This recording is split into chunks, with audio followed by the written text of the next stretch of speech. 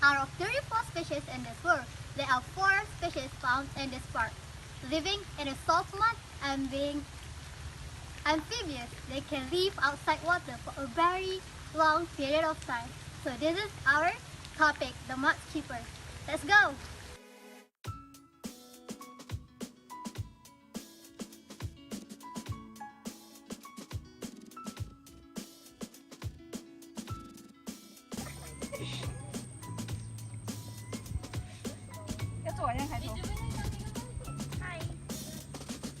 We are currently at Kuala Selangor Nature Park. We are observing the mudskipper at their ecological habitat.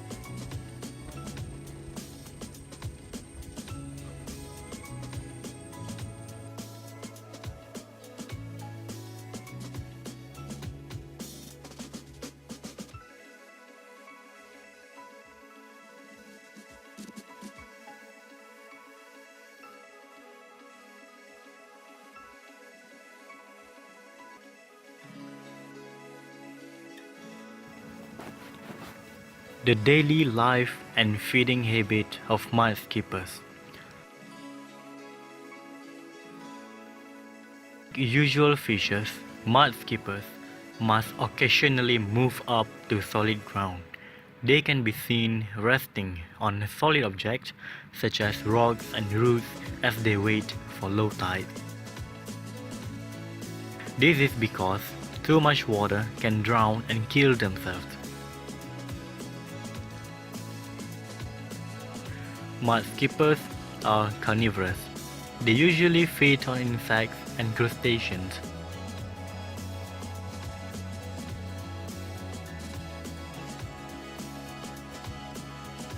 In Kuala Selangor Nature Park, mudskippers can be found, occurring together with fiddler crabs.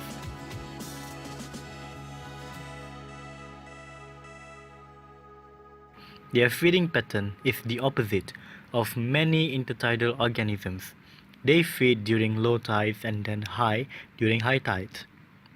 Thus, their feeding becomes poor when there is flood in mudflats, especially during monsoon seasons. The eyes of mudskippers.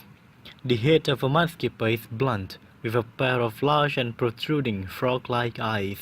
They can see almost 360 degrees around them.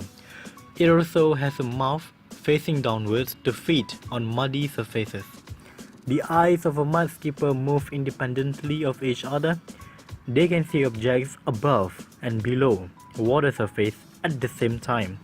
The eye of the mudskipper is very well adapted to the vision in air, as they spend most of their time on land. When they are laying waiting for the prey, their eyes are the only body part sticking out of the muddy water. Little cups can be found beneath their eyes to keep them moistened and wet always. Usually, when they blink, the eyes will roll down into the skull and get re-moistened by the water held in that cup. This habit has helped them to stay refreshed and hydrated during low tide or on land. The behavior of mudskippers. Although mudskippers are part of the fish species, they behave entirely different, as they can survive and move comfortably in both water and on land. They move swiftly on land and in water dependently on their strong pectoral fins. Unlike any usual legs, the pectoral fins move at the same time while pulling the body forward. This movement is known as crutching,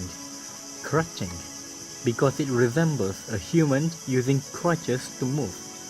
Mudskippers are also excellent skippers. They can lift themselves up to 2 feet in the air by flipping their muscular body. When they sense danger, they will use their strong pectoral fins and flip their tail side to side to move around over the ground. They can also climb with the help of their pelvic fins, joined together into a sucker-like structure. They can also breathe freely on land and in water by using the gills, mucous membrane of the throat, mouth, and dense capillary network in the skin.